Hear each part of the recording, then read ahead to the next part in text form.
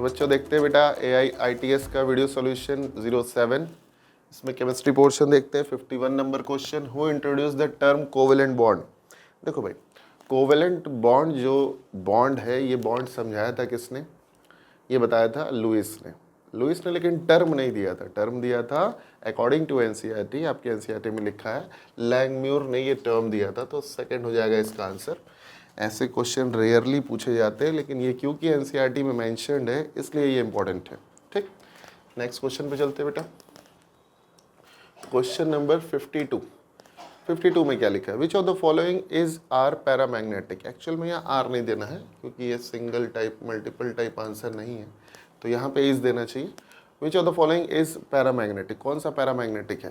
तो देखिए भाई, odd electron according to MOT, जहाँ भी ऑड इलेक्ट्रॉन टोटल आते हैं वो होता है पैरामैग्नेटिक, और जहाँ भी इवन इलेक्ट्रॉन्स आते हैं वो होता है डायामैग्नेटिक। इवन इलेक्ट्रॉन तो डायामैग्नेटिक होता है। ठीक है भाई, इवन में 10 और 16 जहाँ पे आ रहे हैं वो एक्सेप्शन होता है। ये अभी आगे भी क्वेश्चंस में ज़रूरत पड़ेगी, तो इसको आप ध्यान में रखें कि जहाँ भी ऑड इलेक्ट्रॉन्स आते हैं वो सब पैरामैग्नेटिक कहलाते हैं, या फिर अनपेयर्ड इलेक्ट्रॉन जहाँ आते हैं वो सब क्या कहलाते हैं? पैरामैग्नेटिक। और जहाँ भी इवन आते हैं वो सब क्या कहलाता है भाई? डायामैग्नेटिक। इसमें भी 2 नंबर जो हैं ये आपके एक्सेप्शन है, 10 और 16। जिसमें टोटल नंबर ऑफ इलेक्ट्रॉन 10 आएगा या 16 आएगा, वो डायामैग्नेटिक नहीं होगा, वो पैरामैग्नेटिक होगा। ठीक है, इवन होने के बावजूद। आइए जरा कैलकुलेट करते हैं। एक कार्बन में 6 इलेक्ट्रॉन, तो टोटल 2 में हो गए 12 इलेक्ट्रॉन। ठीक, अच्छा यहाँ पे आप देखेंगे नाइट्रोजन में 7 है, ऑक्सीजन में 8 है, ये हो जाएगा 15, लेकिन इस पर एक प्लस है तो ये हो जाएगा 14 इलेक्ट्रॉन। ठीक, अच्छा यहाँ देखते हैं NO माइनस में नाइट्रोजन पे 7, ऑक्सीजन पर 8, ये 15 हो गया, और एक माइनस है तो 16 इलेक्ट्रॉन। ठीक है भाई, यहाँ पे आप देखेंगे तो 14 इलेक्ट्रॉन। ठीक, तो 14 एक इवन नंबर है तो डायामैग्नेटिक।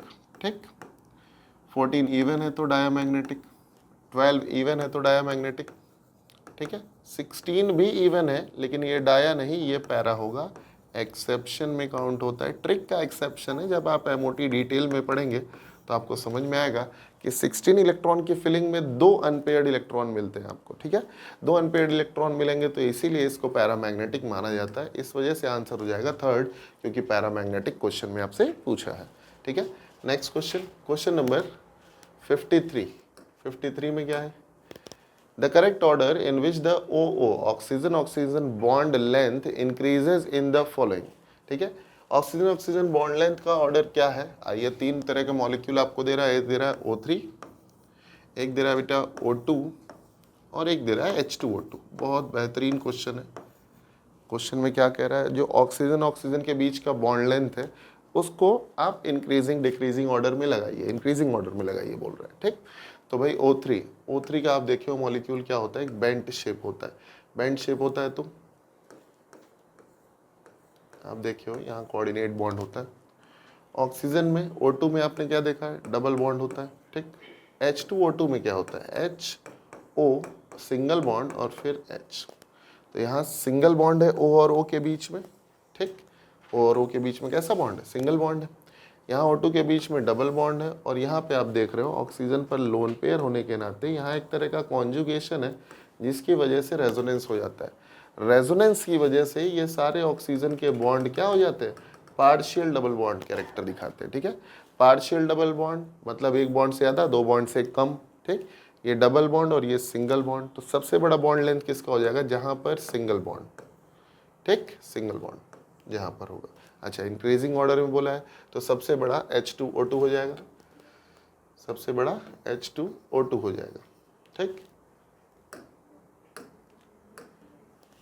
तो सबसे बड़ा H2O2, क्योंकि यहाँ पर ऑक्सीजन के बीच में सिंगल बॉन्ड है। ठीक है, सबसे छोटा हो जाएगा O2 हो जाएगा। ठीक, O2 सबसे छोटा, H2O2 सबसे बड़ा। बीच में ये आएगा क्योंकि यहाँ पार्शियल डबल बॉन्ड है, एक बॉन्ड से कुछ ज़्यादा है और डबल बॉन्ड से कुछ कम है। ठीक है भाई, तो ये क्या हो जाएगा यहाँ पे?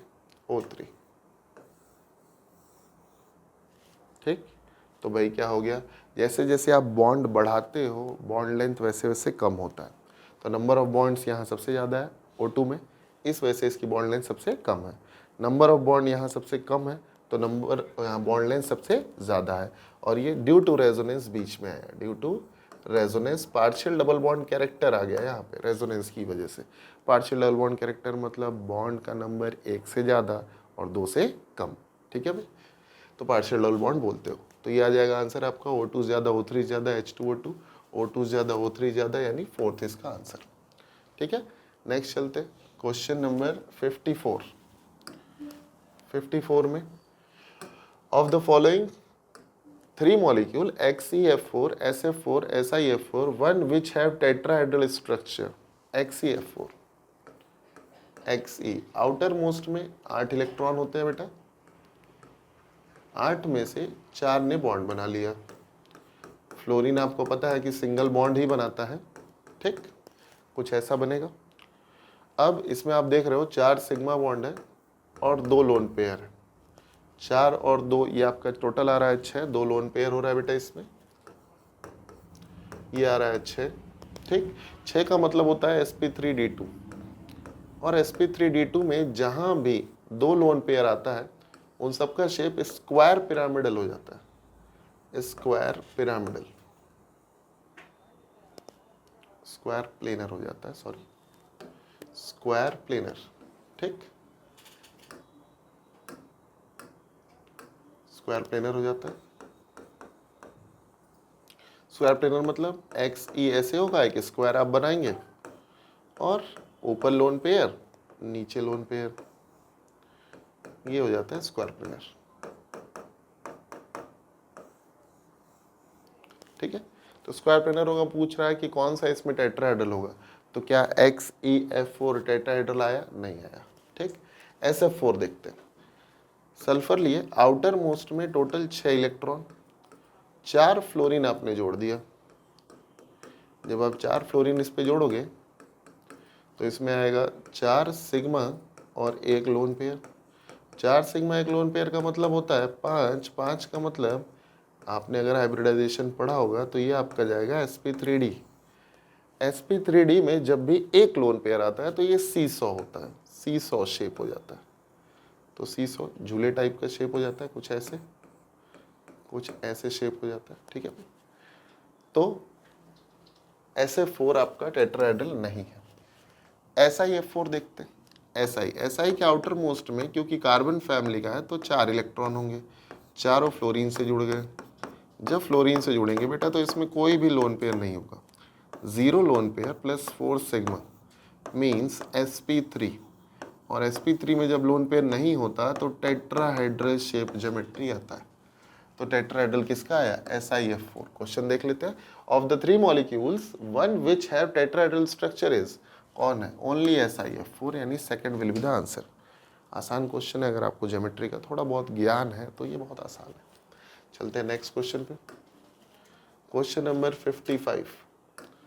Indicate the wrong statement according to valence bond theory. Valence bond theory में जो भी बताया गया उसके अकॉर्डिंग इन चारों में गलत क्या है, आइए।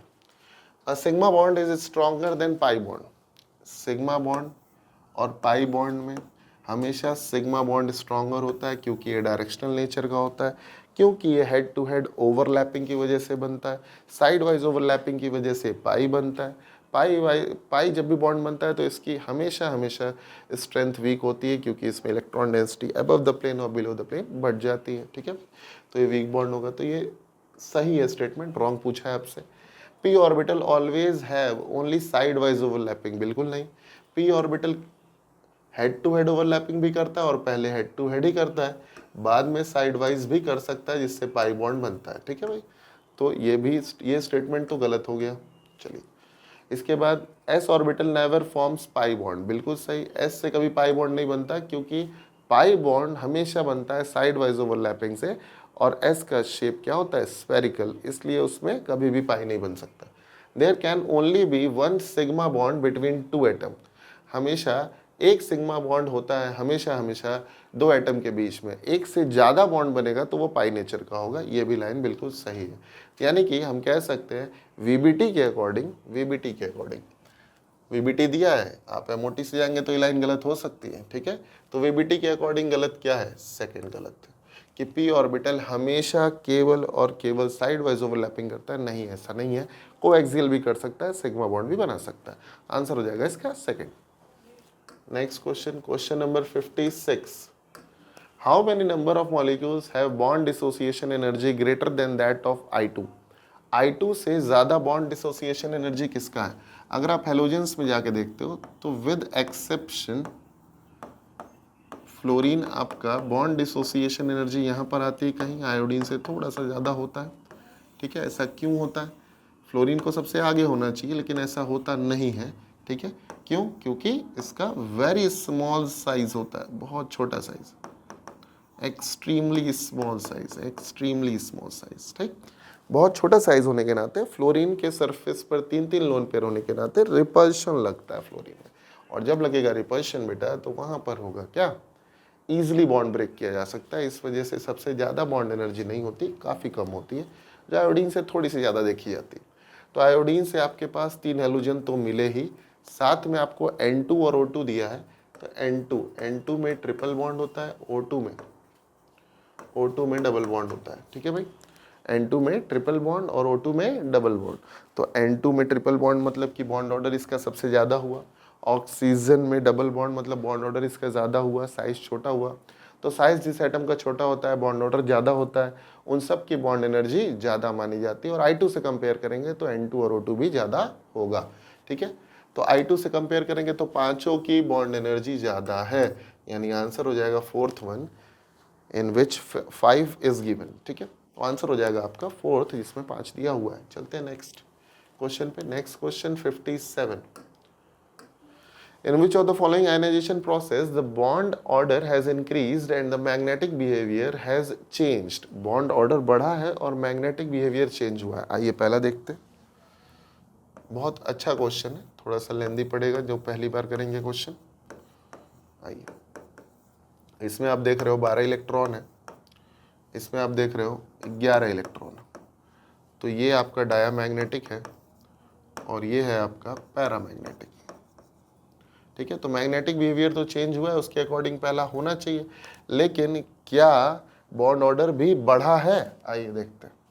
12 इलेक्ट्रॉन का बॉन्ड ऑर्डर अगर आपको कैलकुलेट करने आता हो, आपने पढ़ा हो, तो एक सीक्वेंस बनता है MOT से। उसी सीक्वेंस में जब आप इलेक्ट्रॉन की फिलिंग करके बॉन्ड ऑर्डर निकालेंगे तो एक बार चेक कर लेंगे। ठीक है, तो 12 इलेक्ट्रॉन है आपके पास, आपको 2-2 इलेक्ट्रॉन करके भरना है। ठीक है, ये आपके 12 इलेक्ट्रॉन हो गए। ठीक, इसमें आप देख रहे हो कि बॉन्डिंग में कितने हैं आपके पास, 8। बॉन्डिंग में आपके पास कितने हैं, 8 इलेक्ट्रॉन है, और 4 है नॉन बॉन्ड एंटी बॉन्डिंग में। ठीक है, ये आपका 2, सीधे 2 आ गया, यानी इसका बॉन्ड ऑर्डर आपका 2 आ रहा है। अब एक बार चेक कर लेते हैं C2+ में। C2+ में 11 इलेक्ट्रॉन है, तो यहाँ पे एक जाएगा मतलब बॉन्डिंग में हो जाएंगे 7, 7 में से 4, तो 7 में से 4 जाएगा, तो यहाँ पे आपका आ जाएगा 1.5। ठीक है, चेक कर लीजिए। ठीक, तो ये आता है 1.5 आ गया। तो क्या बॉन्ड ऑर्डर भी बढ़ रहा है? भाई मैग्नेटिक बिहेवियर तो चेंज हो गया, अच्छी बात है, क्या बॉन्ड ऑर्डर भी बढ़ा? नहीं बढ़ा, तो आंसर फर्स्ट नहीं होगा। एक बार ऐसे ही सेकंड देखेंगे।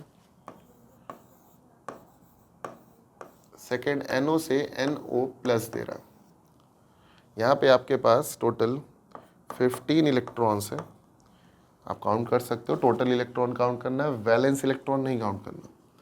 तो 7 और ये हो गया आपका 14 इलेक्ट्रॉन।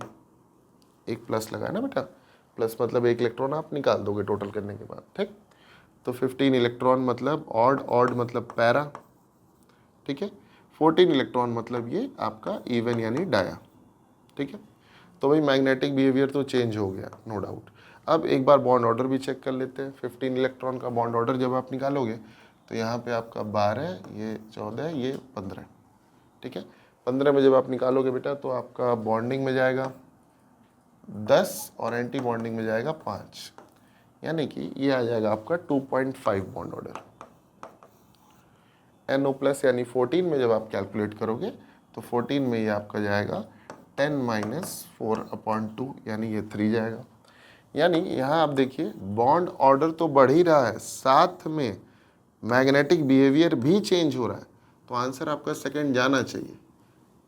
ठीक है भाई, एक बार देख लेते हैं थर्ड और फोर्थ भी। तो थर्ड पे चलते हैं। थर्ड ऑप्शन में क्या है, O2 से क्या जा रहा है, O2 प्लस। तो O2 में 16 इलेक्ट्रॉन है और O2 प्लस में 15 इलेक्ट्रॉन है। भाई 15 माने ऑड माने पैरा, और 16 और 10 इवन का एक्सेप्शन होता है, तो ये भी पैरामैग्नेटिक आता है। ठीक है, तो पैरामैग्नेटिक अगर दोनों हैं तो क्या मैग्नेटिक बिहेवियर चेंज हो रहा है, नहीं हो रहा है, इसलिए थर्ड आंसर नहीं हो सकता, थर्ड नहीं हो सकता। चलते हैं फोर्थ पे। फोर्थ में चेक कर लेते हैं, N2 से N2 प्लस, फोर्थ ऑप्शन है।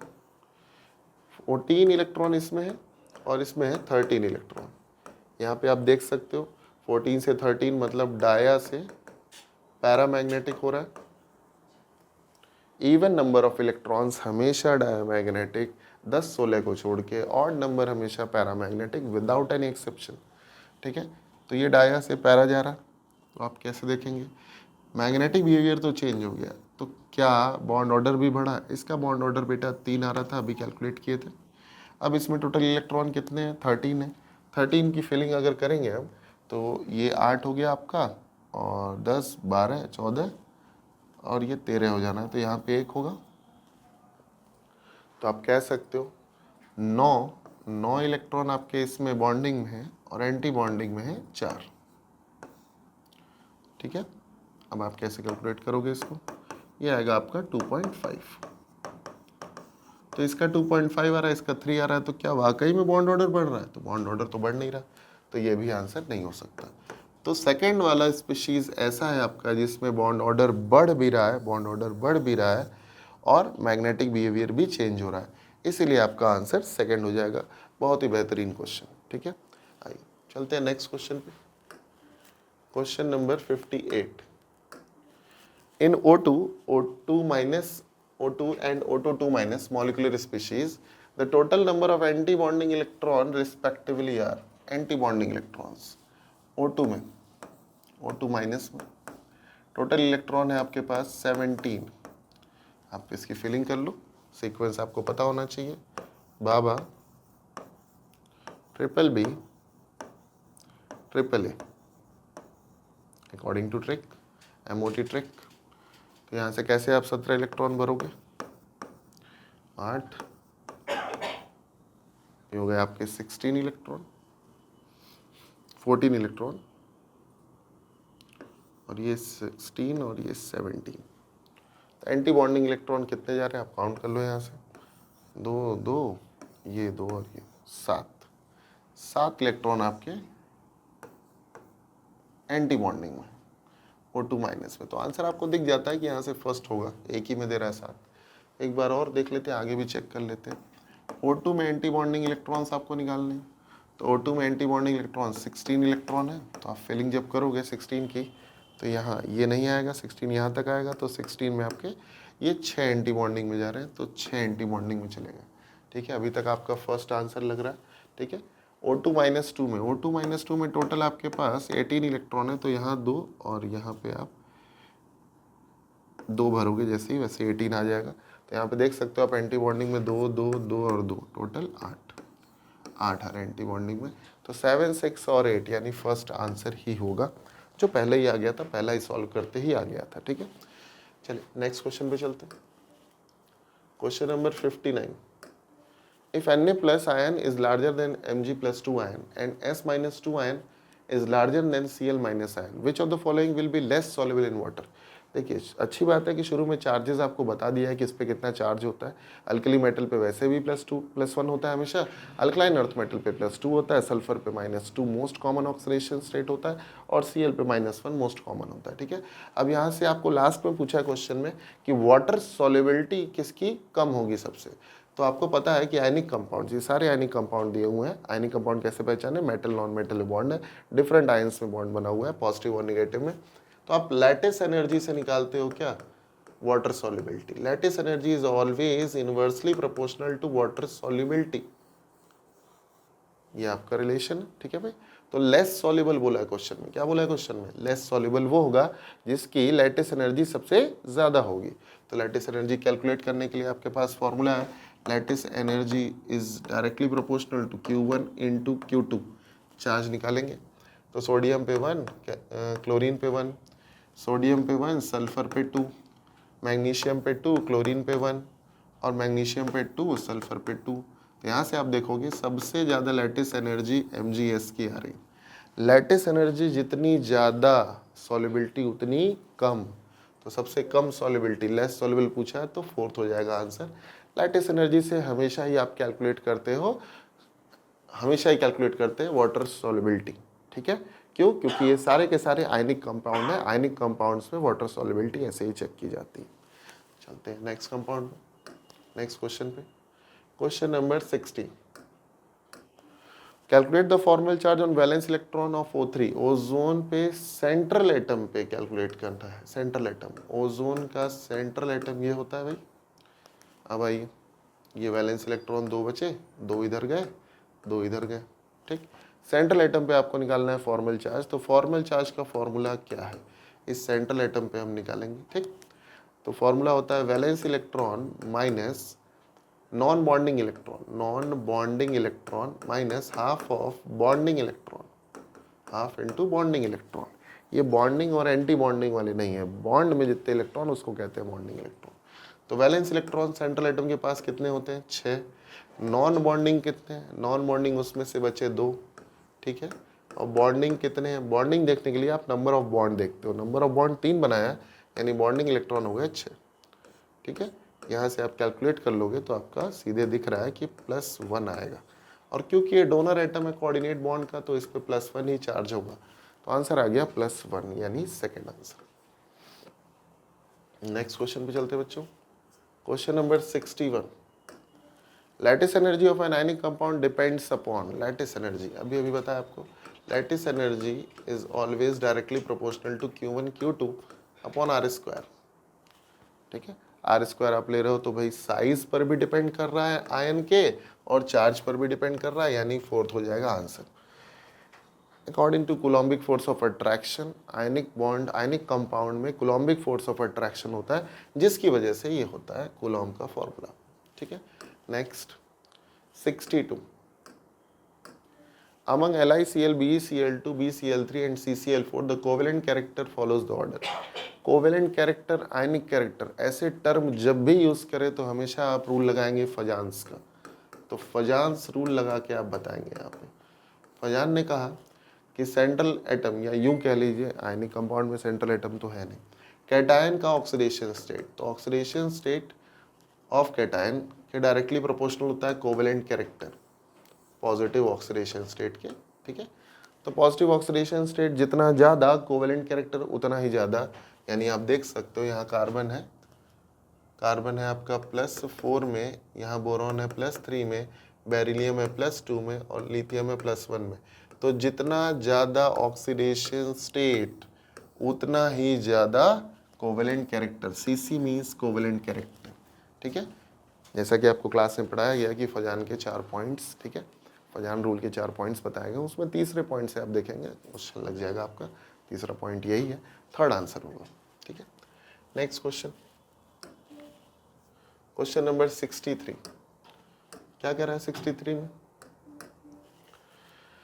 Helium 2 + 1 exist, helium twice +1 exist whereas helium twice does not.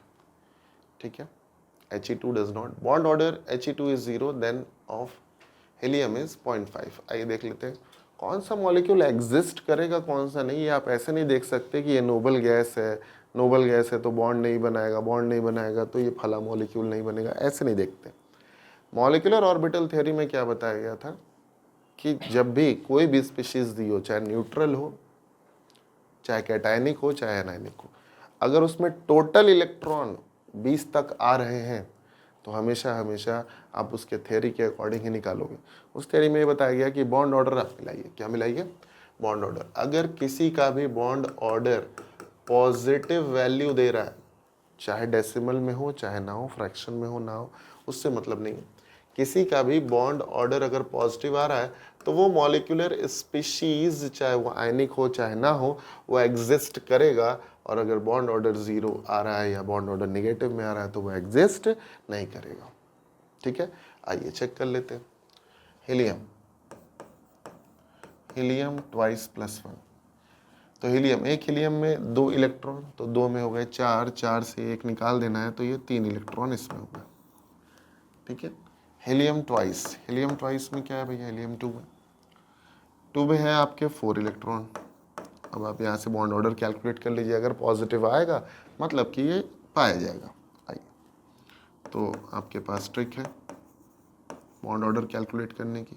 3 electron भरने, तो यहाँ से बॉन्ड ऑर्डर आप निकाल लेंगे, number of bonding electron minus anti bonding upon 2, यहाँ से आपका आ जाएगा 0.5, यानी 0.5 आया, पॉजिटिव आया, यानी कि ये पाया जा सकता है। 4 इलेक्ट्रॉन जब आपको भरने हैं तो आप कैसे भरोगे, यहाँ 2 रख दोगे। ठीक है, जब 2 रखोगे तो जितना बॉन्डिंग में उतना ही एंटी बॉन्डिंग में, तो भाई ये आपका आता है 0, मतलब ये मॉलिक्यूल नहीं बनेगा।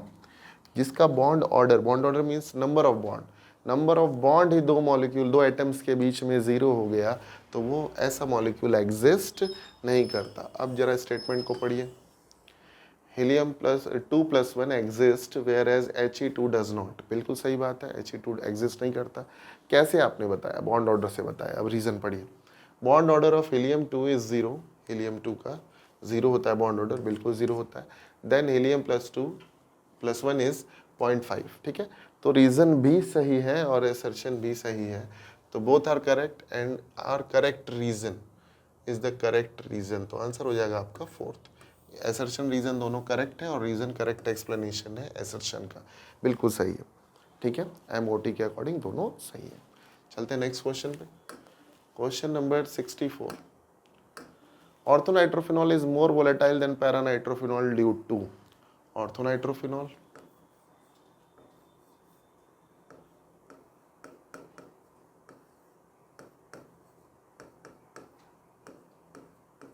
ये ऑर्थोनाइट्रोफिनॉल है और ये है पैरानाइट्रोफिनॉल।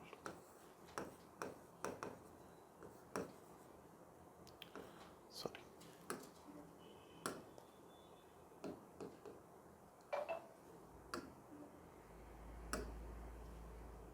ये है आपका पैरानाइट्रोफिनॉल। तो ऑर्थोनाइट्रोफिनॉल और पैरा, देखिए बॉइलिंग पॉइंट की वोलेटिलिटी की बात कर रहा है तो आपको पता होना चाहिए बॉइलिंग पॉइंट जिसका ज़्यादा होता है वोलेटिलिटी उसकी कम होती है। वोलेटिलिटी क्या है, वेपर में कन्वर्ट होने की एबिलिटी, वेपर में कन्वर्ट होने की एबिलिटी, ये पता होना चाहिए आपको फॉर्मूला। बॉइलिंग पॉइंट जिसका ज़्यादा वोलेटिलिटी उसकी कम। ठीक है, इन्वर्सली प्रोपोर्शनल। अब आइए, आपको पता है कि ऑर्थो में इंट्रामोलिकुलर हाइड्रोजन बॉन्डिंग होती है, जिसको आप चिलेशन भी कहते हो, इंट्रामोलिकुलर होता है। इंट्रा से बॉइलिंग पॉइंट पे कोई फर्क नहीं पड़ता। ठीक है, अब पैरा की बात करेंगे आप, तो पैरा में इंटरमोलिकुलर हाइड्रोजन बॉन्डिंग होती है, इंट्रा नहीं इंटर। ऐसे ही बहुत सारे मॉलिक्यूल आपस में कंबाइन करने लगते हैं। अगर हम इसको ए मान लें तो ए से ए जुड़ेगा, ए से ए जुड़ेगा, इंटरमोलिकुलर फोर्स ऑफ अट्रैक्शन बढ़ता जाता है। ऐसे सारे मॉलिक्यूल आपस में ग्रुप्स बनाने लगते हैं, ठीक है, एसोसिएशन उनमें बढ़ने लगता है। तो जब एसोसिएशन बढ़ेगा तो बॉइलिंग पॉइंट ऑटोमेटिकली बढ़ेगा। तो जिसका बॉइलिंग पॉइंट बढ़ेगा उसकी वोलेटिलिटी घटेगी, यानी वोलेटाइल के मामले में ऑर्थो ज़्यादा वोलेटाइल होगा क्योंकि इसका बॉइलिंग पॉइंट कंपैरेटिवली कम होगा। ठीक है, कंपैरेटिवली कम होगा तो भाई ऑर्थो का क्या रीजन हुआ, आइए देख लेते हैं। पहले में लिखा है intramolecular hydrogen bonding in orthonitrophenol and intermolecular hydrogen bonding in para. बिल्कुल सही, ये इंट्रा होता है और इसमें इंटर होता है। इंटर मतलब between 2 molecule, intra means with in a molecule. तो यही वजह है जिसकी वजह से एसोसिएशन नहीं हो पाता ऑर्थो में चिलेशन की वजह से, इंट्रामोलिकुलर की वजह से। इसी वजह से उसका बॉइलिंग पॉइंट इंक्रीज नहीं कर पाता, मतलब उसकी वोलेटिलिटी कम रहेगी कहीं ना कहीं इंटर से। ठीक है, तो आंसर हो जाएगा पहला। ठीक, चलते हैं नेक्स्ट पे, क्वेश्चन बहुत इंपॉर्टेंट है 64। 65 पे चलते हैं। Match the compound of xenon in list 1 with the molecular structure in list 2। ठीक है, 2 लिस्ट दी हुई है आपको, तो क्या क्या इसके स्ट्रक्चर हैं आप टैली कर लीजिए इधर से। आइए देख लेते हैं। XeF2 की बात करेगा तो ये लीनियर आएगा, कैसे लीनियर आएगा, इसमें 2 है सिग्मा बॉन्ड और 3 है लोन पेयर। 3 लोन पेयर होने के नाते sp3d जब ये आएगा हाइब्रिडाइजेशन, तो इसमें क्योंकि 3 लोन पेयर है तो लीनियर जाएगा, 3 लोन पेयर हमेशा लीनियर होता है। इसके बाद XCF4 की बात करें, XCF4 अभी पिछले क्वेश्चन में आया था, तो sp3d2 हाइब्रिडाइजेशन है और स्क्वायर प्लेनर इसका शेप होता है, ठीक। इसके बाद XeO3 में अगर आप देखेंगे तो आपको कुछ ऐसा शेप मिलेगा, ठीक है। इसमें आप देख सकते हैं कि टोटल sp3 हाइब्रिडाइजेशन है और एक लोन पेयर होने की वजह से ये पिरामिडल हो जाएगा, पिरामिडल, ठीक है। XeOF4 की अगर आप बात करेंगे तो XeOF4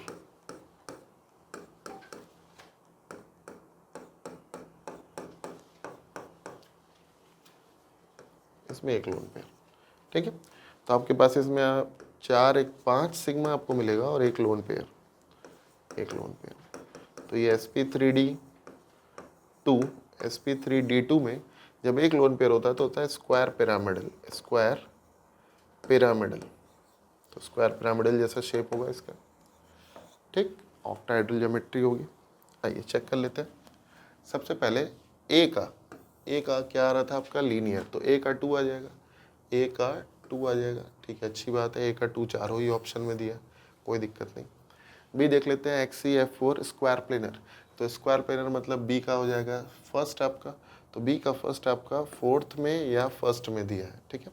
चलते हैं इसके बाद थर्ड पे XeO3 आपका क्या दिया है, sp3 हाइब्रिडाइजेशन, तो आपका पिरामिडल हो जाएगा। सी का हो जाएगा 4, सी का फोर्थ आपका फोर्थ ऑप्शन में सिर्फ दे रहा है, फर्स्ट में नहीं दे रहा, ठीक है। इसके बाद डी का आ रहा है आपका थर्ड, डी का थर्ड मतलब स्क्वायर पिरामिडल आया, तो डी का आपका स्क्वायर पिरामिडल आया मतलब कि फोर्थ हो जाएगा आंसर, ठीक है। नेक्स्ट क्वेश्चन देखते हैं बेटा। नेक्स्ट क्वेश्चन में क्या दिया है, match the molecule given in column first with their shape given in column 2, mark the appropriate choice. Column मिलाना है, लास्ट क्वेश्चन जैसे। चेक कर लेते हैं। SF6, क्योंकि इसमें टोटल 6 सिग्मा जा रहे हैं,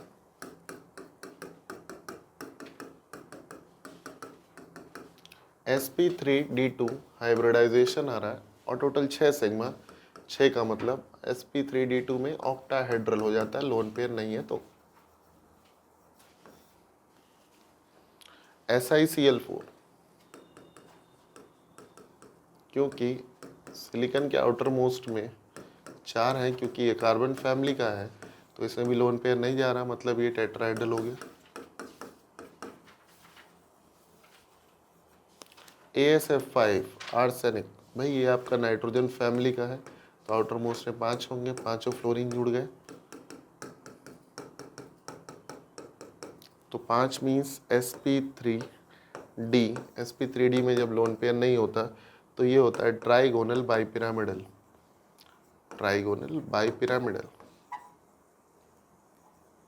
और BCl3 में क्या होगा, बोरॉन के आउटर मोस्ट में क्योंकि 3 है तो sp2 मतलब ट्राइगोनल प्लेनर।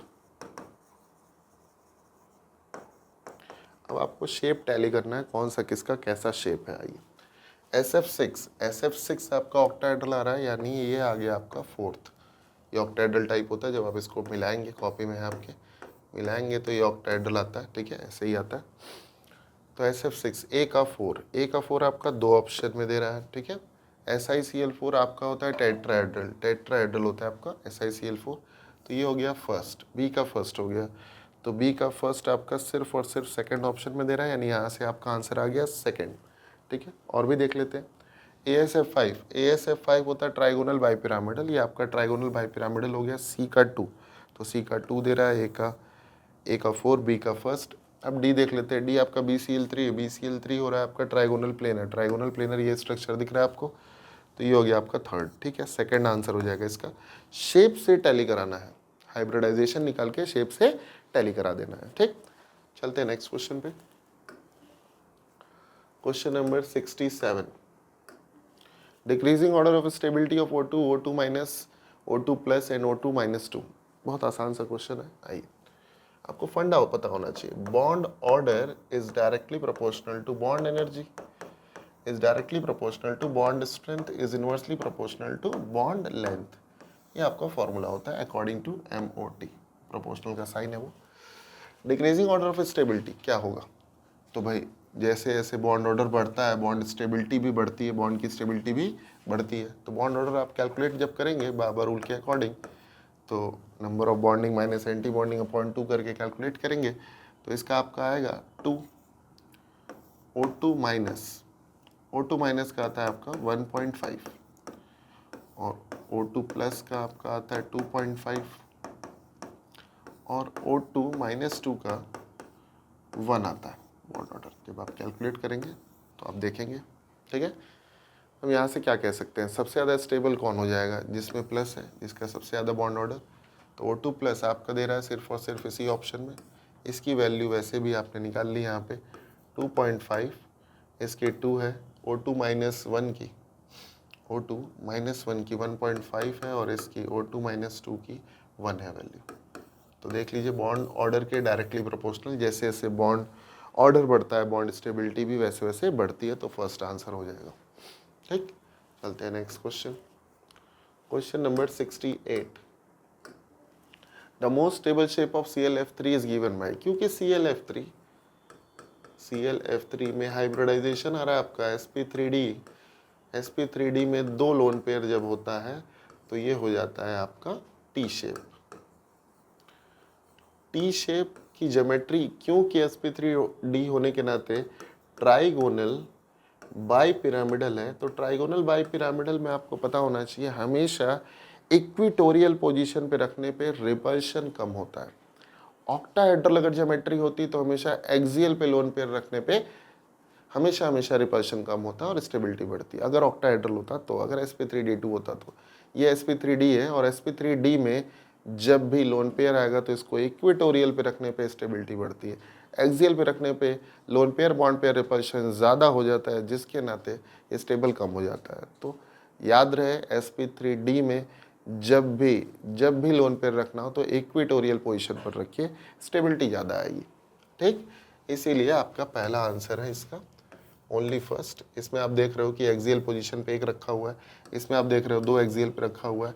तो इसमें क्या होता है, lone pair bond pair repulsion, lone pair repulsion तो कम हो जाता है, लेकिन lone pair bond pair repulsion बढ़ जाता है, ठीक है।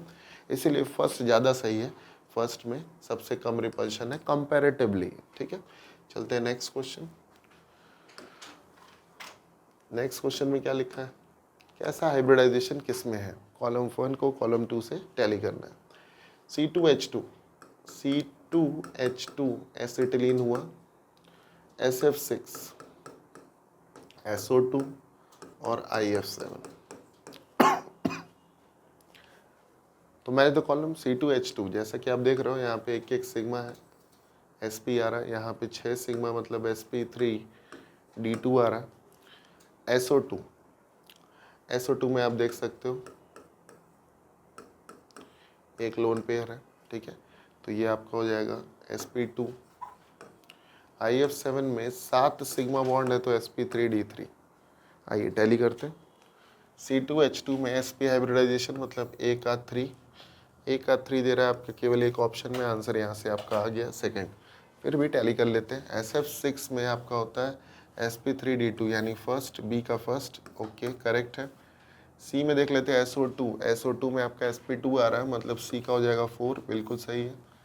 D में हो जाता है आपका sp3d3 पेंटागनल बाई पिरामिडल मतलब ये हो जाएगा आपका, ठीक है, सेकंड आंसर हो गया, यहाँ से टैली कर लिया आपने, ठीक है।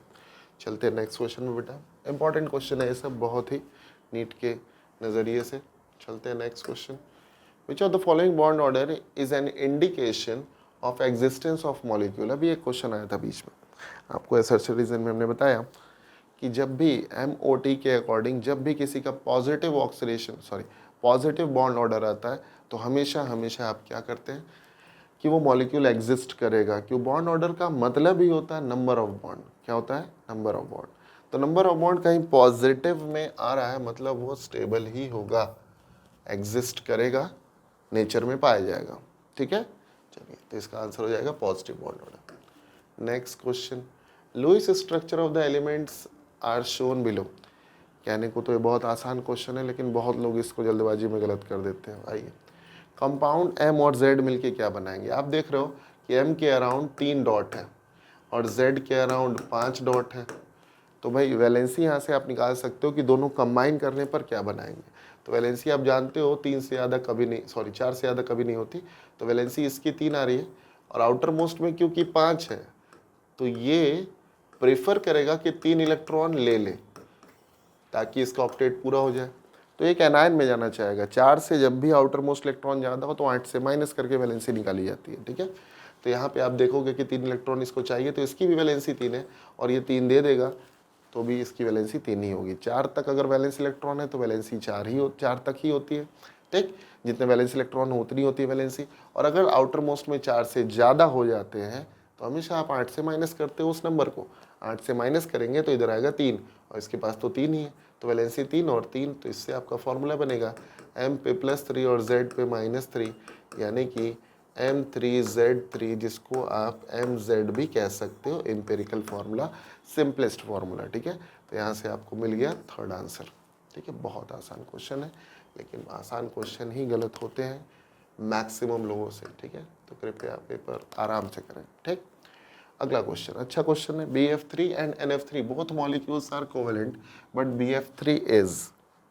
BF3 is non-polar and NF3 is polar. Its reason is BF3 molecule कुछ NF3 जैसा लग रहा है, पढ़ने से तो लग ही रहा है।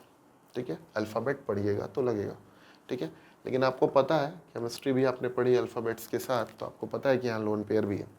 तो भाई लोन पेयर है तो इसका प्लेनर शेप आता है, trigonal planar. 120 degree bond angle होता है ट्राइगोनल प्लेनर में, और इसका पिरामिडल आता है शेप, पिरामिडल sp3 में। तो इसमें लगभग 107 आना चाहिए एंगल, इतना होता नहीं, इसी के आसपास होता है। आइए, तो 120 डिग्री और 160 डिग्री ये है आपके पास। ठीक, अभी क्या करना है आपको, क्वेश्चन पढ़िए। In uncombined state boron is metal and nitrogen is a gas. तो ये तो गलत हो गया। बोरॉन क्या है, अनकम्बाइंड स्टेट है, बोरॉन मेटल है, नाइट्रोजन गैस है। इससे कभी डाइपोल मोमेंट आप नहीं देख सकते हैं, कभी भी एलिमेंट के फिजिकल स्टेट से नहीं देख सकते।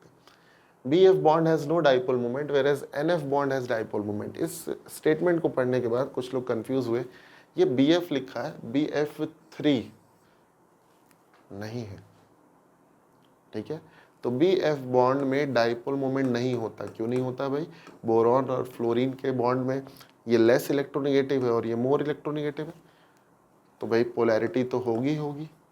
तो पोलर बॉन्ड तो ये है ही। NCERT में क्वेश्चन दिया हुआ है, BeH2 एक मॉलिक्यूल है जो एक्चुअल में नॉन पोलर है, लेकिन इसमें पोलर बॉन्ड पाए जाते हैं। तो कोई दिक्कत नहीं, पोलर बॉन्ड पाया जा रहा है, अच्छी बात है। BeH एक पोलर बॉन्ड है, लेकिन BeH के दो बॉन्ड पाए जाते हैं। BeH2 में 2 बॉन्ड पाए जाते हैं, तो आपको पता है कि ये एंटी पैरेलल वेक्टर मिलेंगे आपको, लेस इलेक्ट्रोनेगेटिव से मोर इलेक्ट्रोनेगेटिव। ये साइन उल्टा हो गया थोड़ा सा। ठीक,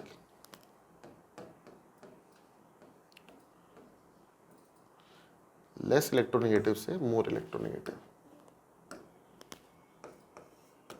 हाइड्रोजन एक नॉन मेटल है तो ज़्यादा इलेक्ट्रोनेगेटिव होगा बेरिलियम से, बेरिलियम इज अ मेटल। ठीक है, तो ये डायरेक्शन मिलेगा जिसपे 180 आएगा और 180 पे 0 हो जाएगा। ठीक है, तो बॉन्ड पोलर हो सकता है, लेकिन ओवरऑल मॉलिक्यूल क्या है, नॉन पोलर है। बॉन्ड पोलर हो सकता है तो ओवरऑल मॉलिक्यूल क्या है, नॉन पोलर है, क्योंकि उसका शेप ही ऐसा है। और शेप की बात किस में कर रहा है, फोर्थ ऑप्शन में। Fourth will be the answer, क्योंकि BF3 प्लेनर है, 120 डिग्री बॉन्ड एंगल है। NF3 पिरामिडल है, उसमें एंगल अलग है। तो इसमें कभी भी आपका वेक्टर सम से 0 नहीं आएगा और इसमें वेक्टर सम से 0 आएगा। तो डाइपोल मोमेंट तो NF3 का ज़्यादा होगा due to its shape, its geometry. ठीक है, चलते हैं next question. Question number 73, correct order regarding to electronegativity of hybrid orbital of carbon. Carbon के हाइब्रिड ऑर्बिटल की इलेक्ट्रोनेगेटिविटी कैसे देखें। आइए, आपको पता होना चाहिए एक formula, percentage S character is directly proportional to electronegativity. ठीक है भाई, अब आपको पता है कि sp हाइब्रिड ऑर्बिटल होता है कार्बन का, sp2 होता है और sp3 होता है। 3 और 1 टोटल 4 पार्ट, जिसमें एक पार्ट s का है, उसमें आप क्या कहेंगे, 25% s कैरेक्टर है। टोटल 3 पार्ट में एक पार्ट s तो हो गया 33.33% s कैरेक्टर। टोटल 2 पार्ट में एक पार्ट s का तो 50%। तो s कैरेक्टर जितना ज़्यादा इलेक्ट्रोनेगेटिविटी उतनी ज़्यादा, sp फिर sp2 फिर sp3, sp फिर sp2 फिर sp3, फोर्थ आंसर। ठीक, बड़ा ही ध्यान से इसको करना था, इसमें साइन कहाँ किधर कैसे लगा है, इसको थोड़ा सा ध्यान में रखते हुए करना था। Next question, question number 74, which of the following does not have intermolecular hydrogen bonding. Intermolecular किसमें नहीं है, जिसमें इंट्रा होगी। तो भैया वाटर में इंटरमॉलिकुलर होती है, 4 बॉन्ड बनाता है, हाइड्रोजन में होती है, HF में होती है, CH3OH में होती है क्योंकि फोन से जुड़ी हाइड्रोजन है। और तो नाइट्रोफिनॉल में आपने देखा है कि इंट्रामॉलिकुलर हाइड्रोजन बॉन्डिंग हो जाती है, इंट्रामॉलिकुलर हाइड्रोजन बॉन्डिंग हो जाती है, इंटर नहीं होती, इसमें इंट्रा होती है। इस वजह से सेकेंड आंसर हो जाएगा, बाकी सब में इंटर होगी। ठीक, इंटर किस में नहीं है, जिसमें intra. Next question, question number 75, complete the following statement by choosing the appropriate option. Ionic bond will be formed more easily between element with comparatively A and element with comparatively high negative value of। High negative value electron gain enthalpy की मानी जाती है, तो B में तो इलेक्ट्रॉनियन enthalpy होगा, यानी पहला आंसर नहीं हो सकता, चौथा नहीं हो सकता। इलेक्ट्रॉनियन इंथैल्पी ज़्यादा होनी चाहिए। लेकिन ए में अगर आप आयनाइजेशन एनर्जी फिल करोगे अकॉर्डिंग टू ऑप्शन, तो आयनाइजेशन एनर्जी तो क्या होनी चाहिए, हमेशा हमेशा हमेशा हमेशा लो होनी चाहिए। और लो आयनाइजेशन के अकॉर्डिंग सेकंड दे रहा है, क्योंकि इलेक्ट्रॉनियन इंथैल्पी इसमें सेकंड में जाएगा बी में, और ए में लो आयनाइजेशन इंथैल्पी, और थर्ड में हाई दे रहा है तो हाई हो नहीं सकता, हाई हो नहीं सकता। लो है तो यहाँ पे आयनाइजेशन उल्टा दे रहा है, इलेक्ट्रोनेगेटिविटी से मतलब नहीं होता, यानी कि आंसर हो गया सेकंड। लो आयनाइजेशन इंथैल्पी होनी चाहिए मेटल की या कैटायन की, और इलेक्ट्रॉन यानी इंथैल्पी की हाई नेगेटिव वैल्यू होनी चाहिए। High negative value indicates exothermic nature. ठीक है, तो एक्सोथर्मिक की वजह से आयनिक बॉन्ड बहुत अच्छा बनता है। ठीक है भाई, तो आंसर हो जाएगा second. Next question number 76, assertion दिया है, the lesser the lattice enthalpy more stable the ionic compound. भाई lattice energy is directly proportional to stability of ionic compound. तो अगर लैटिस एनर्जी आयनिक कंपाउंड, अगर लैटिस एनर्जी कहीं कम हो गई तो स्टेबिलिटी कैसे बढ़ेगी, तो एसर्शन तो गलत हो गया। The lattice enthalpy is greater for ions of highest charge and smaller radii. बिल्कुल सही, लैटिस एनर्जी जो होता है Q1 Q2 के प्रोडक्ट के डायरेक्टली प्रोपोर्शनल और R² के इनवर्सली। ठीक है भाई, तो ग्रेटर कब होगी लैटिस इंथैल्पी, जब आयन पर ज़्यादा चार्ज होगा और रेडियस एटम का कम होगा, रेडियस एटम का कम होगा और चार्ज ज़्यादा होगा। बिल्कुल सही, तो रीज़न सही, एसर्शन गलत, एसर्शन गलत, रीज़न सही, यानी ऐसा ऑप्शन आपको फोर्थ ही दिख रहा है। तो आंसर इसका हो जाएगा बेटा फोर्थ। बहुत ही बढ़िया क्वेश्चन है, चलते हैं नेक्स्ट पे। Question number 77, which one of the following pair of molecule will have permanent dipole moment for both the member। आइए देखते हैं। CO2, जहाँ आपको CO2 दिख रहा है उसको आप कैंसिल कर सकते हो, कैसे कैंसिल कर सकते हो, कैसे कैंसिल कर सकते हो CO2, क्योंकि CO2 हमेशा क्या होता है, लीनियर। तो लीनियर होता है तो इसमें डाइपोल मोमेंट नहीं आ सकता, ये 180 डिग्री है। ठीक है, लीनियर हो सकता है तो भाई ये तो काटे दीजिए, डाइपोल मोमेंट इसमें होगा नहीं, तो ये आंसर नहीं हो सकता। SF4 आप देखोगे तो क्योंकि ये भी एक नॉन पोलर मॉलिक्यूल है, क्योंकि इसमें क्या होता है भाई, सिलिकॉन और फ्लोरीन इसमें लगे हैं 4। ये टेट्राहेड्रल ज्योमेट्री आता है, जब टेट्राहेड्रल ज्योमेट्री में सारे के सारे एटम सेम हो, पेरिफेरल एटम सेम हो, तो हमेशा डाइपोल बराबर आता है, जिसकी वजह से ये नॉन पोलर होता है। आपने नोट्स में पढ़ा है कि जितने भी ऐसे ऐसे कंपाउंड हो जिसमें सेंट्रल एटम के पास लोन पेयर ना हो और पेरिफेरल एटम सेम हो, AXN में बैठे और लोन पेयर ना हो, ऐसे में सभी के सभी नॉन पोलर आते हैं, तो ये भी नॉन पोलर हो जाएगा। तो सेकंड को आंसर हो जाना चाहिए। सेकंड को एक बार जरा देख लेते हैं डिटेल में भाई। सेकंड NO2 है, NO2 आपको बताया कि ऑड इलेक्ट्रॉन पेयर होता है इसमें आपको माना जाता है ये sp2 माना जाता है, जिसमें बॉन्ड एंगल आता है लगभग 134 डिग्री। ठीक है, 134। O3 में अगर आप देखोगे तो O3 में भी बेंट शेप आता है, यहाँ आप देख रहे हो इलेक्ट्रोनेगेटिविटी डिफरेंस नहीं है, लेकिन लोन पेयर की वजह से एक डाइपोल मिलता है। तो O3 भी पोलर मॉलिक्यूल हुआ डाइपोल के नाते, और ये तो पोलर दिख ही रहा है आपको, ये तो पोलर दिख ही रहा है, ठीक है, डाइपोल मोमेंट के अकॉर्डिंग। तो परमानेंट डाइपोल किस में हुआ है? जो पोलर होगा, ठीक है, वेक्टर सम से आप देख सकते हो, सेकंड आंसर आ रहा है। नेक्स्ट चलते हैं। Arrange the following in increasing order of covalent character. Covalent character बताना है। कोवेलेंट कैरेक्टर या आयनिक कैरेक्टर जब भी यूज करता है तो फजांस रूल लगाते हैं, ठीक। तो फजांस रूल के अकॉर्डिंग क्या हो जाएगा? आपके पास NaCl है, RbCl है, MgCl2 है और AlCl3। कोवेलेंट कैरेक्टर बोल रहा है, तो ऑक्सीडेशन स्टेट जिसका ज़्यादा, ऑक्सीडेशन स्टेट जिसका ज़्यादा, कोवेलेंट कैरेक्टर उसका ज़्यादा। ऑक्सीडेशन स्टेट से देख सकते हो, ठीक है भाई। आ जाइए, तो ऑक्सीडेशन स्टेट कैटायन का देखेंगे क्योंकि एनायन कॉमन है, +1 +1 +2 +3, तो सबसे ज़्यादा कोवेलेंट हो जाएगा AlCl3, उसके बाद MgCl2। अब आपके पास बचा दो सॉल्ट बचा। अब इसमें कैसे देखो कोवेलेंट कैरेक्टर? भाई दोनों का चार्ज बराबर है, तो आपको पता है कि कैटायन का साइज जितना छोटा कोवेलेंट उतना ज़्यादा, कैटायन का साइज जितना छोटा कोवेलेंट उतना ज़्यादा। तो आंसर हो जाएगा ये RbCl, ठीक। तो क्या है, कैसे है? ये है नंबर 2, ये है नंबर 1, ये है नंबर 3 और ये है नंबर 4। इंक्रीजिंग ऑर्डर कहा है तो 2 1 3 4, 2 1 3 4 आंसर हो जाएगा third. Covalent character according to Fajans rule, answer third जाएगा, इंक्रीजिंग ऑर्डर में कहा है, ठीक है। तो नेक्स्ट चलते हैं।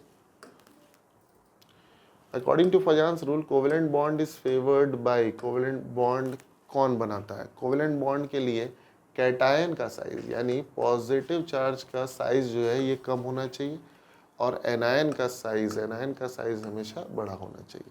तो large anion small cation large anion, ठीक। आंसर हो गया इसका थर्ड। फजान रूल का सिंपल पॉइंट है, उसके अकॉर्डिंग ये आंसर हो गया, ठीक। चलते हैं नेक्स्ट क्वेश्चन पे, क्वेश्चन नंबर 80 में क्या कह रहा है? From the given figure van der Waals radius and covalent radius of the hydrogen atom respectively are, ठीक है। क्या है रिस्पेक्टिवली? आइए, हाइड्रोजन का ये बॉन्ड आपको दिख रहा है, यहाँ पे थोड़ा सा बड़ा बना देते हैं हाइड्रोजन। तो अगर ये इंटरन्यूक्लियर डिस्टेंस 62 है तो इसका हाफ इसका रेडियस हो जाएगा, हाफ यानी 31 इसका रेडियस हो जाएगा। 31 बाद में लिखा हो कोवेलेंट रेडियस रिस्पेक्टिवली लगाना है, पहले वंडरवॉल बाद में कोवेलेंट। तो कोवेलेंट बाद में लिखा हो यानी फर्स्ट हो सकता है आंसर या सेकंड हो सकता है, ये नहीं हो सकता, ये नहीं हो सकता, ठीक। अब अगर ये डिस्टेंस दो मॉलिक्यूल के बीच का डिस्टेंस, अगर ये न्यूक्लियस से न्यूक्लियस तक का डिस्टेंस अगर दिया हुआ है तो आप इसका हाफ करके वंडरवॉल रेडियस निकाल सकते हो अकॉर्डिंग टू एनसीईआरटी लाइन। तो अगर आप 240 का हाफ करते हो तो 120, यानी आंसर आपका सेकंड सीधे चल जाता है, ठीक है। रेडियस निकालना है, दो न्यूक्लियस के बीच का डिस्टेंस दिया हुआ है, बॉन्डेड न्यूक्लियस के बीच का डिस्टेंस कोवेलेंट रेडियस होगा और नॉन बॉन्डेड का डिस्टेंस आपका वंडरवॉल रेडियस होगा। ये आप स्ट्रक्चर, ये फिगर, ये डायग्राम आप एनसीईआरटी में भी देख सकते हो, ठीक है। नेक्स्ट क्वेश्चन, क्वेश्चन नंबर 81 में क्या करें? विच of the following is correct increasing order of lone pair of electron on the central atom. Central atom पे लोन पेयर कितने हैं इसके अकॉर्डिंग आपको लगाना है, तो आइए चेक कर लेते हैं। आयोडीन, सेंट्रल एटम वो होता है जो नंबर में कम होता है, तो आप देख सकते हैं आयोडीन IF7, तो IF7 में 0 लोन पेयर होगा। IF5 में जब 5 फ्लोरीन से जुड़ गए, 7 टोटल इलेक्ट्रॉन होते हैं सरफेस पे किसी भी हेलोजन के, तो आयोडीन के पास 7 हैं, 5 जुड़ गए तो एक लोन पेयर बच गया, 2 इलेक्ट्रॉन माने एक पेयर। ClF3 देख लेते हैं, ClF3 में Cl के पास 7 इलेक्ट्रॉन है, 3 जुड़ गए तो टोटल 4, मतलब कि 2 लोन पेयर बच गया। XeF2 में लोन पेयर निकालना है अगर आपको, तो आपको पता है कि 8 इलेक्ट्रॉन यहाँ होते हैं, तो 2 बॉन्ड बना लिए तो 3 पेयर बच गए, यानी 6 इलेक्ट्रॉन बच गए, यानी आंसर फर्स्ट ही हो जाएगा। 0 1 2 3 नंबर ऑफ लोन पेयर के अकॉर्डिंग आंसर फर्स्ट चला जाएगा, ठीक है। नेक्स्ट चलते हैं क्वेश्चन नंबर 82 पे। Match column first with second, क्या बोल रहा है देखिए जरा। कॉलम फर्स्ट में कुछ मॉलिक्यूल्स दिया है, कॉलम 2 में number of lone pair bond pair दिया है और फिर शेप दिया है। आइए चेक कर लेते हैं। तो NH3 में लोन पेयर कितना? 1, बॉन्ड पेयर कितना? 3, ठीक है। इसके बाद शेप क्या है? पिरामिडल, पिरामिडल होता है। SO2 में लोन पेयर है एक, बॉन्ड पेयर कितने हैं? बॉन्ड पेयर है आपके पास 2, ठीक है। इसके बाद इसका शेप क्या हो जाना है? SO2 का बेंट शेप हो जाता है एक लोन पेयर की वजह से। SF4 में आपके पास है एक लोन पेयर और 4 बॉन्ड पेयर, इसका शेप हो जाता है आपका सीसॉ हो जाएगा। इसके बाद ClF3 बोल रहा है, तो ClF3 में है आपके पास टोटल 2 लोन पेयर है, ठीक है, और 3 बॉन्ड पेयर है। इसका शेप हो जाता है टी शेप हो जाता है, ठीक है। हाइब्रिडाइजेशन निकाल के आप निकाल सकते हो। तो अमोनिया 13 मतलब चौथा, ए का चौथे के साथ पिरामिडल मतलब क्यू, ए का 4 और क्यू, 4 और क्यू 3 में दे रहा है, ठीक है, अच्छी बात है। SO2 को देख लेते हैं। SO2 का 1 और 2 मतलब 1 2 ये हो गया, और फिर हो गया बेंट मतलब ये हो गया, मतलब B का हो गया फर्स्ट और P यानी सेकंड आंसर आ रहा है। और टैली कर लेते हैं, चेक कर लेते हैं। SF4 में 1 और 4 आ रहा है, ठीक है, ये हो गया, और फिर सीसॉ आ रहा है, ये हो गया। तो C का 2 और S बिल्कुल सही, सेकंड ही जा रहा है, अभी भी सही है। चलिए इसके बाद D का देख लेते हैं। ClF3 में 2 3 आ रहा है, 2 3 मतलब थर्ड, और उसके बाद शेप जा रहा है टी शेप मतलब R। D का 3 और R बिल्कुल सही, सेकंड ही आंसर जा रहा है। आप टैली करा सकते हो अल्फ़ाबेट के अकॉर्डिंग, ठीक है। चलते हैं नेक्स्ट क्वेश्चन नंबर 83 में क्या कर रहा था? Correct statement with regard to H2 plus and H2 minus is H2 plus H2 minus. तो भैया यहाँ पे कितना इलेक्ट्रॉन है? आप देखिए, एक इलेक्ट्रॉन यहाँ दिख रहा है, टोटल 2 थे, एक निकल गया +1 आने की वजह से। यहाँ पे आप देख रहे हो टोटल 2 थे, एक आ गया, 3 इलेक्ट्रॉन हो गया, ठीक है। तो स्टेटमेंट क्या है आइए देखते हैं। यहाँ पे both H2 plus and H2 minus are equally stable. Stability existence की बात कर रहा है तो आपको बॉन्ड ऑर्डर से चेक करना पड़ेगा। इसका बॉन्ड ऑर्डर आ रहा है 1/2 यानी कि 0.5, इसका बॉन्ड ऑर्डर भी आ रहा है 0.5 1/2, दोनों का बॉन्ड ऑर्डर बराबर। तो आप एंटी बॉन्डिंग से निकाल सकते हो स्टेबिलिटी किसकी ज़्यादा। जिसके भी एंटी बॉन्डिंग में इलेक्ट्रॉन ज़्यादा होते हैं उसकी स्टेबिलिटी ऑटोमेटिकली कम हो जाती है। तो आप देख रहे हो इसके एंटी बॉन्डिंग में एक भी इलेक्ट्रॉन नहीं होगा, इसमें एक होगा, तो स्टेबल ज़्यादा कौन हो जाएगा? H2 plus. H2 plus exist करेगा, H2 माइनस भी एग्जिस्ट करेगा, लेकिन स्टेबल कम होगा। तो H2 plus is more stable then H2 minus 1। क्यों? ड्यू टू कि इसमें एक एंटी बॉन्डिंग में इलेक्ट्रॉन है, इसके एंटी बॉन्डिंग में एक भी इलेक्ट्रॉन नहीं है, ठीक है। तो एंटी बॉन्डिंग में इलेक्ट्रॉन जिसके ज़्यादा वो स्टेबल हमेशा कम। H2 plus is more stable then H2 minus.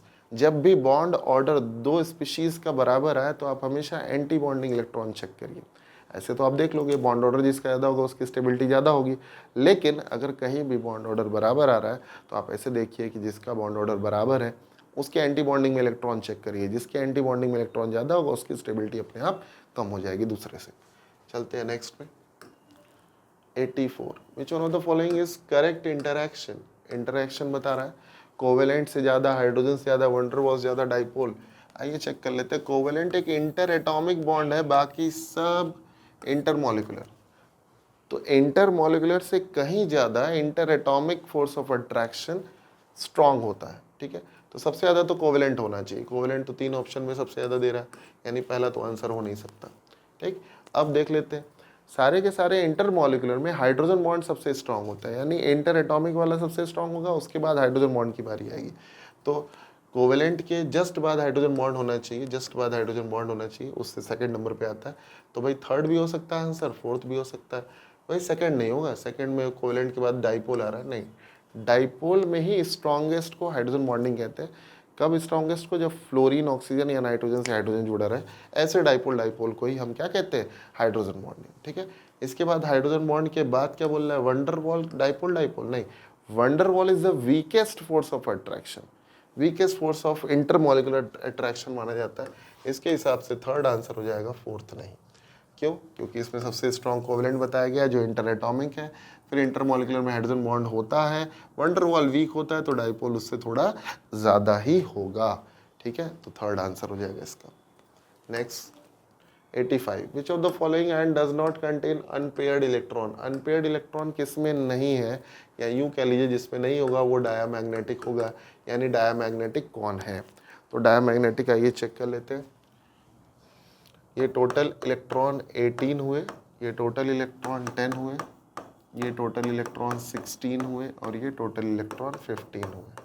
तो 15 मतलब ऑड मतलब पैरामैग्नेटिक, 16 माने इवन माने डाया होना चाहिए लेकिन ये पैरा होते हैं, 10 और 16 एक्सेप्शन होते हैं इवन का, तो ये भी पैरा, ठीक है। तो पैरा सब मिले और ये 18 है, इवन नंबर है, तो ये डाया ही होगा, ये एक्सेप्शन में भी नहीं आ रहा है, यानी फर्स्ट आंसर, ठीक है। बहुत आसान क्वेश्चन है, बहुत ज़रूरी भी है, ठीक। Next question, question number 86, which of the following are non polar and non planar. Non polar भी है मतलब चार्ज नहीं है, पोलैरिटी नहीं है, और नॉन प्लेनर भी है, ठीक। तो आइए देखते हैं। BCl3 एक नॉन पोलर मॉलिक्यूल तो है, लेकिन एक 120 डिग्री एंगल होता है, sp2 हाइब्रिडाइजेशन होता है, जो इसको क्या बना देता है, प्लेनर बना देता है, ट्राइगोनल प्लेनर। तो पहला आंसर नहीं हो सकता। SF6 आप देखेंगे तो ये नॉन पोलर है, और ऑक्टाहेड्रल ज्योमेट्री होने के नाते, 3D ज्योमेट्री होने के नाते ये नॉन प्लेनर भी है, इस वजह से सेकंड आंसर हो सकता है। XCF5 -1 यहाँ पे लगा है तो ये कभी भी नॉन पोलर नहीं हो सकता, या -1 लगा है तो नॉन पोलर नहीं हो सकता, ठीक है। तो आंसर हो जाएगा इसका क्या, सेकंड, ठीक।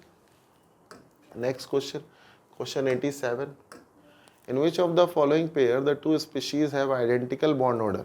सेम बॉन्ड ऑर्डर किसका आ रहा हो, टोटल नंबर ऑफ इलेक्ट्रॉन आप काउंट कर लीजिए, जिसमें सेम आ रहा होगा वही आइडेंटिकल होगा। तो पहला देखते हैं, N2 minus total electron 15, O2 -2 total electron 18, N2 minus total electron 15, O2 पे -1 टोटल इलेक्ट्रॉन 17, N2 पे माइनस टोटल इलेक्ट्रॉन 15, O2 पे प्लस यानी टोटल इलेक्ट्रॉन 15, ठीक है।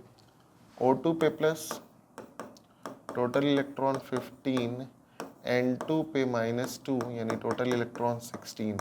तो भाई ये क्या है, ज़्यादा इलेक्ट्रॉन कम इलेक्ट्रॉन डिफरेंट है, यहाँ आप देख रहे हो डिफरेंट है, यहाँ भी देख रहे हो डिफर कर रहा है इलेक्ट्रॉन, यहाँ आप देखो टोटल इलेक्ट्रॉन सेम है, ये आइसो इलेक्ट्रॉनिक स्पीशीज़ है। एनसीईआरटी में एक लाइन लिखा है आइसो इलेक्ट्रॉनिक स्पीशीज़ का बॉन्ड ऑर्डर सेम आता है। तो आइसो इलेक्ट्रॉनिक तो ये तो तुरंत आंसर निकालने का तरीका हो गया, आप चाहें तो सबका बॉन्ड ऑर्डर कैलकुलेट कर लें, आंसर आपका थर्ड आ जाएगा, क्योंकि ये आइसो इलेक्ट्रॉनिक आ रहा है, ठीक है। तो बॉन्ड ऑर्डर भी सेम होगा। Next question number 88, B2, B2 plus and B2 minus, the correct order of increasing bond order is B2, total 10 electrons, B2 plus, total 9 electrons, B2 minus, total 11 electrons। Bond order इनका calculate करना है, आइए calculate कर लेते हैं।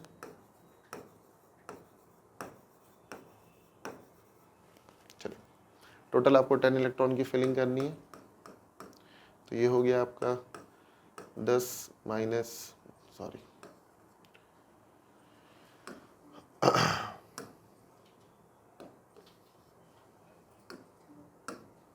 यहाँ पे आप कैसे कैलकुलेट करोगे, बॉन्ड ऑर्डर बराबर number of bonding electron minus number of anti bonding electron upon 2। तो बॉन्डिंग इलेक्ट्रॉन आप काउंट कर लीजिए, बॉन्डिंग इलेक्ट्रॉन 6 जा रहे हैं, एंटी बॉन्डिंग 4 जा रहे हैं, ठीक है। यहाँ से 1 आ गया बॉन्ड ऑर्डर, तो B2 का bond order 1, B2 plus 9 electron अगर आपको भरने हैं, तो यहाँ पे आपका 1 कम हो जाएगा, यानी कि आपके पास हो जाएंगे बॉन्डिंग में 5, ये हो जाएगा आपका 1/2 यानी 0.5, तो ये 0.5 जाएगा, और यहाँ 11 इलेक्ट्रॉन आपको भरने हैं, तो ये 2 और ये 1, तो टोटल आपके पास बॉन्डिंग में हो जाएंगे 7 इलेक्ट्रॉन, एंटी बॉन्डिंग में 4।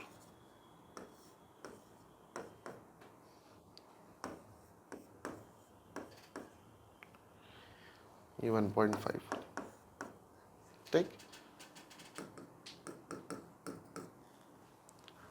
तो कैसे निकालेंगे आप, सबसे ज़्यादा आ रहा है आपका B2 माइनस, B2 पे -1, उसके बाद B2 उसके बाद B2 प्लस, ठीक है। ये हो जाएगा आपका थर्ड आंसर। बॉन्ड ऑर्डर आप कैलकुलेट किए, bonding electron minus anti bonding electron 0.2 करके, ये आपका आंसर। चलते हैं नेक्स्ट पे। The common feature among the species Cn minus CO and NO plus and N2R। Cn minus क्या है इनमें कॉमन, आइए चेक करते हैं। N2 में टोटल इलेक्ट्रॉन 14, इसमें भी टोटल 14, इसमें भी टोटल 14, 6 और 8, इसमें भी 14, तो सभी आइसो इलेक्ट्रॉनिक है। आइसो इलेक्ट्रॉनिक होने के साथ साथ बॉन्ड ऑर्डर भी सबका सेम आएगा। आइए चेक कर लेते हैं कितना आएगा बॉन्ड ऑर्डर। बॉन्ड ऑर्डर हमेशा 3 आएगा इनका, कैलकुलेट आप कर सकते हो बॉन्डिंग माइनस एंटी बॉन्डिंग करके। तो बॉन्ड ऑर्डर 3 आएगा, यानी 2 ऑप्शन तो हो नहीं सकता। अब क्या सब पैरा है कि डाया है, सब में आप देख रहे हो इवन नंबर ऑफ इलेक्ट्रॉन है। Even number of electron means diamagnetic, यानी सेकेंड हो जाएगा आंसर। आइसो इलेक्ट्रॉनिक है, डाया मैग्नेटिक है with bond order 3, first answer नहीं हो सकता, आंसर हो जाएगा आपका सेकेंड, ठीक है। बॉन्ड ऑर्डर सबका 3 आ रहा है, कैलकुलेट करके आप देख सकते हो। चलते हैं नेक्स्ट पे। क्वेश्चन नंबर 90, मैच करना है, कोड से मिलाना है आपको। आइए चेक करते हैं इसमें। NO2 प्लस कितना बॉन्ड एंगल कितना होगा, यहाँ पे आप देख रहे हो लीनियर आ रहा है, 180 होगा, ठीक है। NO2 में NO2 एक ऑड स्पीशीज़ है, क्योंकि डाइमराइजेशन करता है, तो इसका एक बॉन्ड पेयर आप ले सकते हो या इसको लोन पेयर के जैसे ट्रीट कर सकते हो, ठीक है। तो ये एंगल आता है आपका 134, कहीं कहीं 133 भी दिखा है, ठीक है, कोई इशू नहीं। इसके बाद इसका आ गया 134। चलते हैं NO2 माइनस पे, NO2 माइनस पे, NO2 माइनस पे यहाँ पे एक लोन पेयर रहेगा, ठीक है। लोन पेयर रहेगा तो ये 120 से थोड़ा कम होगा, 120 से थोड़ी कम वैल्यू 115 दी हुई है यहाँ पे, ठीक है। तो 115 हो जाएगा। फिर NO3 माइनस 1, NO3 माइनस 1, तो ये आपका O पे माइनस, ठीक है, NO3 माइनस 1। तो यहाँ पे आपका sp2 यानी 120 डिग्री आ रहा है, ठीक है, ये 120 डिग्री। ये थोड़ा 120 से थोड़ा कम हो जाता है रिपल्शन के नाते लोन पेयर के, ठीक है। तो क्या हो जाएगा, फर्स्ट आपका ए का, फर्स्ट का आ रहा है P, फर्स्ट का P यानी पहला दूसरा आंसर नहीं हो सकता। NO2 दूसरे का आ रहा है Q, दूसरे का Q है, सही है अभी तक। तीसरे का NO2 माइनस का आपका आ रहा है 115, यानी ये हो जाएगा आपका S, तीसरे का S हो जाएगा, ठीक है। उसके बाद चौथा आपका है 120 डिग्री, 120 यानी R हो जाएगा, ठीक है। यानी आपका आंसर हो जाएगा थर्ड एग्जैक्ट मैच कर जा रहा है, टैली कर जा रहा है, ठीक है। Next question, which of the following has maximum bond strength. Bond strength किसकी सबसे ज़्यादा होगी, बॉन्ड स्ट्रेंथ उसकी ज़्यादा होती है जिसका बॉन्ड ऑर्डर सबसे ज़्यादा होता है।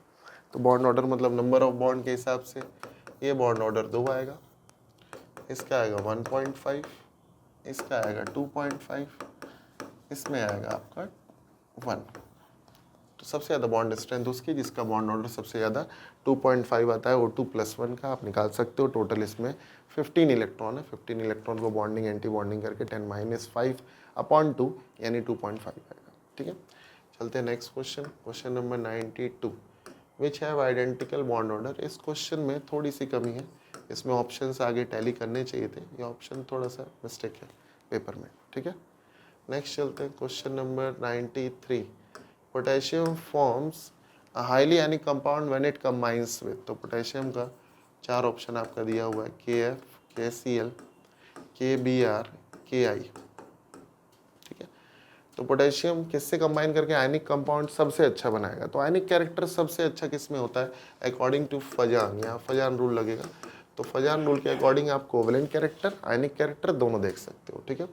तो भाई यहाँ पे आप देख रहे हो कि कैटायन कॉमन है, एनायन देख लीजिए, एनायन का साइज जितना बड़ा कोवेलेंट उतना ज़्यादा, तो ये मैक्सिमम कोवेलेंट हो गया, तो ये हो गया मैक्सिमम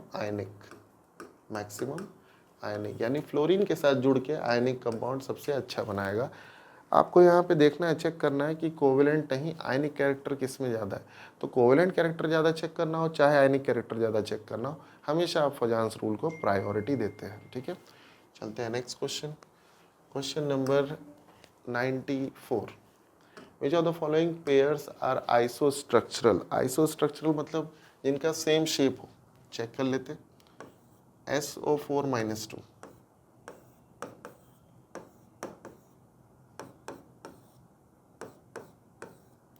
SO4-2 हो गया। ये आपका आ रहा है sp3, sp3 में टेट्राहेड्रल, टेट्राहेड्रल आ रहा है ये। BF4-1 तो फ्लोरीन, सॉरी ब्रोमीन यहाँ 4 बॉन्ड बनाया होगा क्योंकि एक माइनस है इस पर, ठीक है ना। इस वजह से 3 सिग्मा यहाँ आया। 3 सिग्मा मतलब sp3, सॉरी 4 सिग्मा आ रहा है। 4 सिग्मा मतलब sp3 यानी टेट्राहेड्रल। तो दोनों ही टेट्राहेड्रल आ रहे हैं, मतलब आइसोस्ट्रक्चरल हुए। तो पहला ही आंसर हो गया, लेकिन और भी देख लेते हैं। NH3 और NH4+। NH3 पिरामिडल होता है एक लोन पेयर की वजह से, जबकि NH4+ आप देखोगे टेट्राहेड्रल आएगा, ठीक है। CO3-2, CO3-2 में हाइब्रिडाइजेशन sp2 होने के नाते ये ट्राइगोनल प्लेनर होगा, ट्राइगोनल प्लेनर होगा। जबकि CO2 क्या होता है, लीनियर होता है, तो ये लीनियर हो जाएगा। CH4 और BF3 की बात करेंगे तो ये sp2 होता है, जबकि एक sp3 होता है, तो ये टेट्राहेड्रल हो जाएगा और ये ट्राइगोनल प्लेनर हो जाएगा, ठीक है भाई। तो आंसर पहला ही है, दोनों ही टेट्राहेड्रल है, first answer. Next question, question number 95। Which of the following is not correct with respect to bond length of the species. Bond length किसकी ज़्यादा। भाई आप देख रहे हो बॉन्ड ऑर्डर अगर आप कैलकुलेट कर लेते हो तो बॉन्ड ऑर्डर के इन्वर्सली प्रोपोर्शनल लगा दीजिए according to molecular orbital theory, तो आपका आंसर आ जाना है कि बॉन्ड लेंथ कौन सी ज़्यादा कौन सी कम। आइए पहला ऑप्शन देखते हैं, C2-2। यहाँ आप देख रहे हो टोटल इलेक्ट्रॉन 12 है, यहाँ टोटल इलेक्ट्रॉन 14 है, ठीक है। अब यहाँ पे आप बॉन्ड ऑर्डर निकालेंगे, तो बॉन्ड ऑर्डर इसका बाबर रूल के अकॉर्डिंग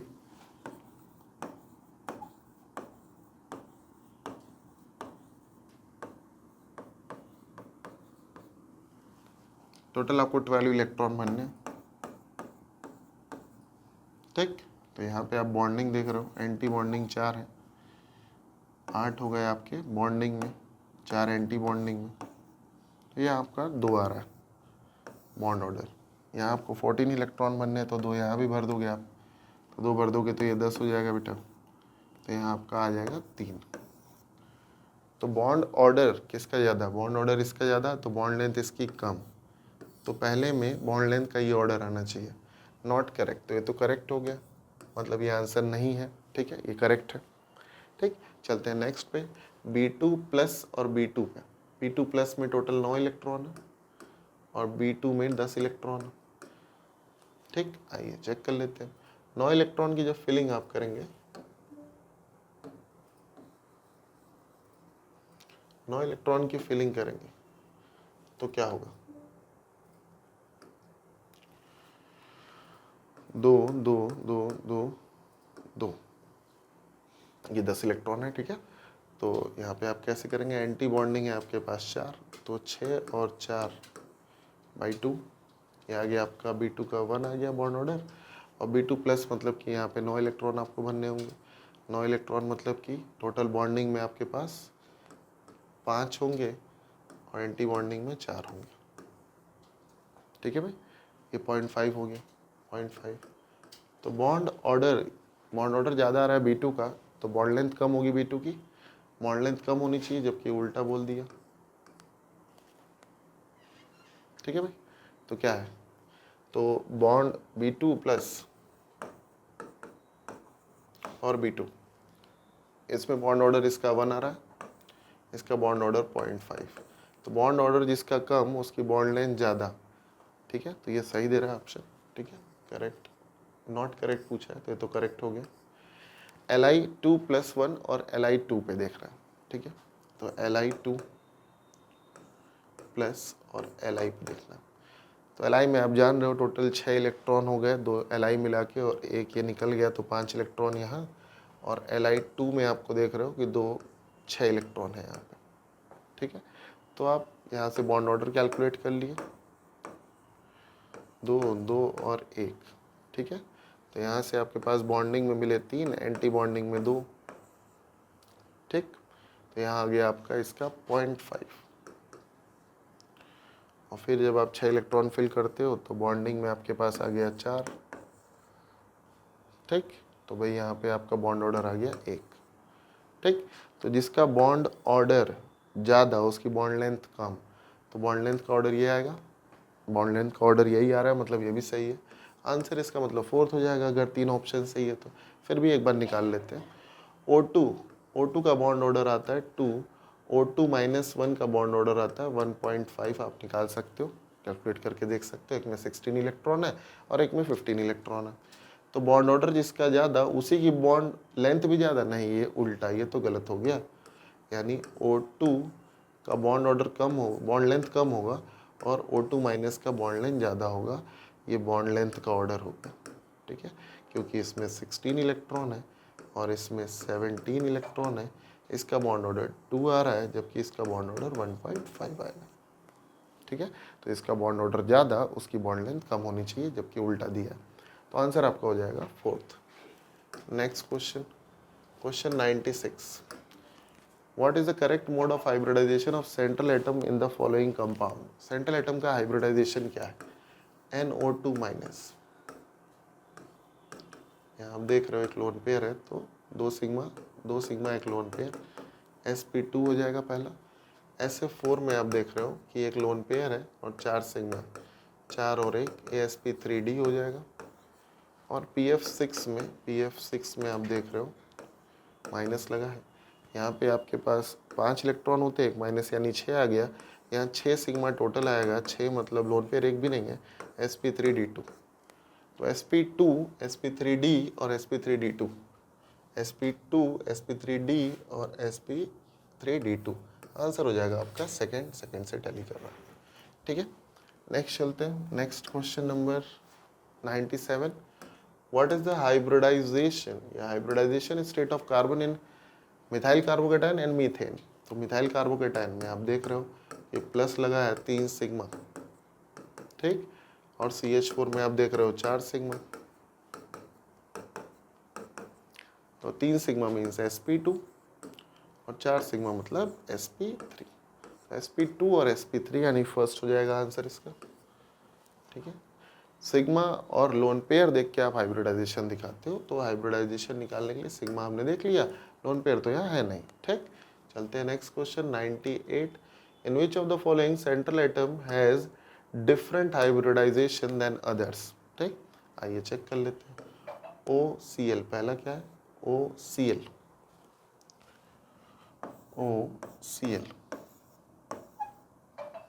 ठीक है भाई, ऑक्सीजन पे 2 लोन पेयर होगा। ठीक, दूसरा है OF2,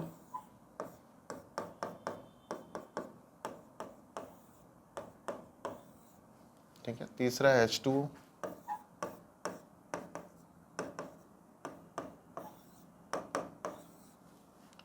और चौथा है SO2। यहाँ पे आप कोऑर्डिनेट बॉन्ड भी बना सकते हैं।